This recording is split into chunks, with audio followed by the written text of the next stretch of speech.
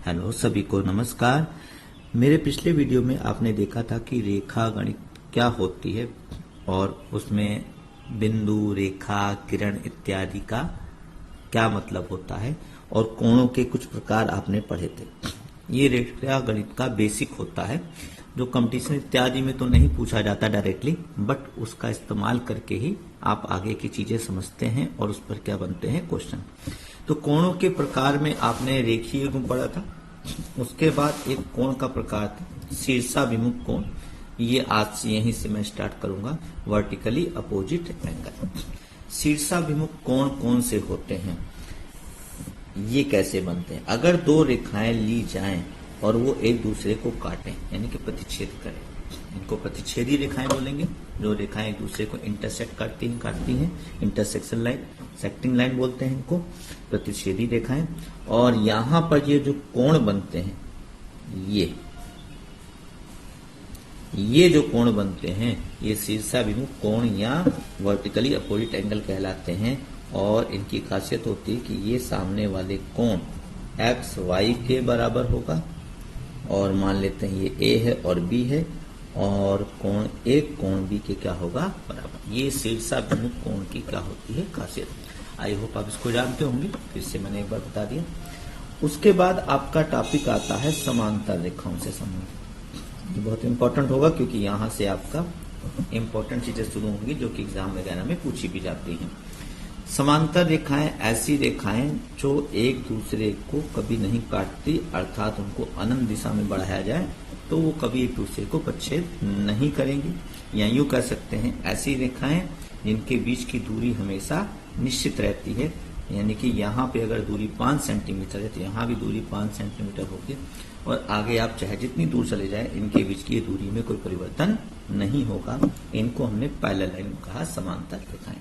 Parallel line का ये symbol होता है, ये पैरेलल लाइन का सिंबल है। मान लो इनको ये रेखा ऐसे काटते हुए जा रही है, रेखाओं दो या दो से अधिक रेखाओं को एक रेखा काटते हुए जाती है तो इसको हम लोग तिर्यक रेखा बोलते हैं। ठीक है, तो यहाँ पर ये जो लाइन इसको इंटरसेक्ट करते हुए जा रही है तो यहाँ पर बहुत सारे एंगल बनते हैं, बहुत सारे कोण बनते हैं जिनका आपस में संबंध होता है और बड़ा ही महत्वपूर्ण संबंध होता है। उसको आपको ध्यान देना है। जैसे मान लीजिए ये कोण 1 है, एंगल 1 है, और यहाँ पर मान लेते हैं कि एंगल 2 है। तो ये एंगल इसके इक्वल होगा। क्यों इक्वल होगा? क्योंकि अभी मैंने बताया कि जब दो रेखाएं एक दूसरे को काटते हैं तो ये एंगल इसके बराबर होता है और ये वाला एंगल इसके बराबर होता है। 3, 4 के बराबर होगा, 1, 2 के।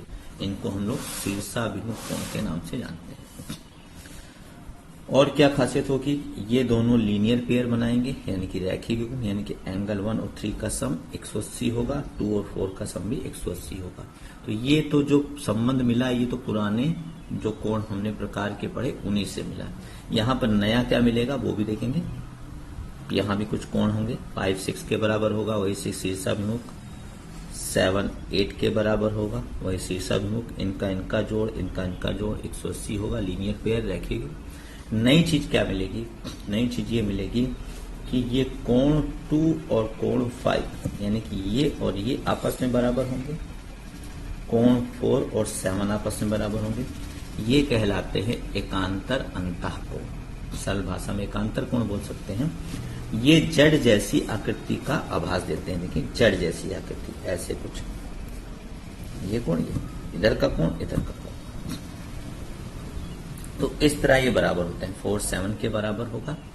और क्या खासियत मिलेगी? ये एकांतर कोण के नाम से जाने जाते हैं। एकांतर अंतःकोण पूरा नाम होता है। अल्टरनेट इंटीरियर एंगल्स इंग्लिश में बोलते हैं। Angle 1 plus angle 5 equal to होगा, sorry, angle 1 equal to angle 5 होगा। 1 5 के इक्वल होगा।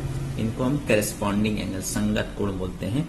तिर्यक रेखा के एक ही ओर एक अंता और एक वाह्यता, ये बाहर के कोण कहलाते हैं। 1, 3, 6 और 8 वाह्यता कोण कहलाते हैं। 2, 4, 7, 5 ये जो है ये अंता। इन दोनों समांतर रेखाओं के अंदर है तो अंता कोण, दोनों समांतर रेखाओं के बाहर है तो वाह्यता कोण बोलते हैं। तो एक तिर्यक रेखा के एक ही तरफ ये जो एक एक्सटीरियर एंगल होगा और एक इंटीरियर एंगल होगा, ये आपस में क्या होंगे, इक्वल, यानी कि एक बाह्यता कोण एक अंतः कोण आपस में बराबर होगा। ये है आपके इंटीरियर एंगल और ये क्या है, एक्सटीरियर एंगल। ऐसे ही 2, 6 के इक्वल होगा। ये संगत कोण करेस्पॉन्डिंग एंगल कहलाते हैं, संगत कोण कहलाते हैं, संगत कोण करेस्पॉन्डिंग एंगल्स कहलाते हैं। इनको ध्यान रखना है। 1, 5 के इक्वल होगा, आपको ध्यान देना है। 2, 6 के इक्वल होगा, 7, 3 के इक्वल होगा, 4, 8 के इक्वल होगा। ये चीज ध्यान रखिए। 4, 8 के इक्वल, 2, 6 के इक्वल और 5, 1 के इक्वल, इस मैंने लिखा हुई है। और क्या खासियत मिलेगी कि क्रमागत अंतः कोणों का योगफल 180 होगा। क्रमागत अंतः कोणों का मतलब तिर्यक रेखा के एक ही ओर जो अंतः कोण होंगे, इंटीरियर एंगल होंगे, इनका सम हमेशा 180 होगा। यानी कि 5 और 4 का सम 180 होगा, 7 और 2 का सम भी क्या होगा, 180 होगा। इतनी चीजें इन पैरेलल लाइन से संबंधित आप याद रखिएगा। एक खास प्रॉपर्टी मिलती है, 9th क्लास में एक क्वेश्चन है जिसको सॉल्व करते वक्त प्रॉपर्टी मिलती है कि जब हम एक तिर्यक रेखा के इंटीरियर एंगल लेते हैं, इधर अंतः कोण लेते हैं और इनके बाइसेक्टर ड्रा करें। बाइसेक्टर का मतलब होता है इस कोण को समद्विभाजित करने वाली ये रेखाएं खींचे। तो यहां पर जहां पर इनकी मुलाकात होगी, दे मीट ईच अदर, वहां पर जो एंगल बनेगा, कोण बनेगा, वो 90 डिग्री का होगा। यानी कि इंटीरियर एंगल के बाइसेक्टर अंतः कोण के अर्धक, अर्धक मतलब जो कोण को 2 बराबर भागों में बांटते हैं, जहां पर मिलते हैं वहां पर सदैव कितने डिग्री का कोण बनता है, 90 डिग्री का कोण बनता है, वो चाहे इधर हो चाहे इधर हो। ये ध्यान देने वाली बात है।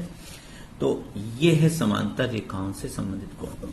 एक सवाल लगाकर आपको दिखाते हैं इस कोण पर आधारित। देखिए समांतर रेखाओं पर ये सवाल है आपका कंपटीशन की बुक्स में, 9th में भी ये मिलेगा इस तरह के सवाल, 9th क्लास में या 8th क्लास में, जहां पे समांतर रेखाएं पैरेलल लाइन आपको पढ़ाई जाती है। आपको ये एंगल दिया है, ये एंगल दिया है, ये लाइनें आपस में पैरेलल हैं, ये समांतर रेखाएं हैं दोनों, और कह रहा है ये कोण निकालिए। तो मैं यहाँ पर एक रचना कंस्ट्रक्शन करूंगा अपने मन से यहाँ पर।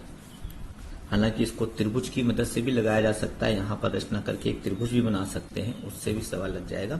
लेकिन चूंकि त्रिभुज अभी मैंने नहीं पढ़ाया है तो मैं उस टॉपिक को भी नहीं ले रहा हूं। मैं समांतर रेखाओं की मदद से, पैरेलल लाइन की मदद से ही लगाने का प्रयास कर रहा हूं। देखिए ये पैरेलल लाइन ड्रा करने का फायदा क्या हुआ, अभी मैंने बताया, जैसे मान लो ये एक्स है, ये भी पैरेलल लाइन है, ये भी पैरेलल लाइन, तो ये क्या हो गई, तिर्यक रेखा। तो इन दोनों का सम, तिर्यक रेखा के एक ही ओर जो अंतः कोण होते हैं उनका सम हमेशा 180 होगा। तो x प्लस 130 का सम होगा 180, तो x बराबर आएगा 130 उधर जाएगा, 180 में से घट जाएगा, तो कितनी डिग्री आ जाएगा, ये 50 डिग्री आ जाएगा। ऐसे ही यहां पर मान ले y है, तो इन दोनों का सम भी वही प्रॉपर्टी, सम 180 होगा। तो y बराबर भी कैसे निकालेंगे, 180 में से 110 घटा देंगे, कितना आ जाएगा, 70 डिग्री। ये आ गया 70 डिग्री। अब ये तीनों कोण जो हैं एक रेखा पर बने हैं, स्ट्रेट एंगल, एक ही रेखा पर बने सभी कोणों का योगफल 180 होता है। यानी कि 70 धन 50, और जो कोण आपको निकालना है, मान लो ये ए है, इन तीनों का सम 180 होगा। इन दोनों को जोड़िए, इन दोनों को आप जोड़ेंगे, इन तीनों का सम 180 होगा। इन तीनों को जब आप दोनों को जोड़कर पक्षांतर करेंगे तो जोड़ेंगे, 7 × 12 120 आएगा, 180 में से 120 ले जाकर घटा देंगे, तो ये कोण आपको 60 डिग्री का प्राप्त हो जाएगा। यानी कि जो कोण आपको निकालना है वो आपको 60 डिग्री आ जाएगा। तो इस तरह से ये कोणों के क्या हो गए, प्रकार हो गए, उस पर हम लोगों ने क्या किया, एक क्वेश्चन भी लगा लिया समांतर रेखाओं से संबंधित। आई होप आपको इतना समझ में आया होगा। जो भी डाउट होगा आप मुझसे पूछ सकते हैं। जो क्वेश्चन है आपकी बुक्स में कंपटीशन के दिए गए हैं, अगर आप मुझसे पूछना चाहते हैं तो मेरे कमेंट बॉक्स में जाकर आप इसको पूछ सकते हैं। और मेरे चैनल को अगर आपने सब्सक्राइब नहीं किया है तो चैनल को तुरंत सब्सक्राइब कर लीजिए, ताकि मेरे वीडियो आपको मिलते रहें। धन्यवाद, थैंक यू।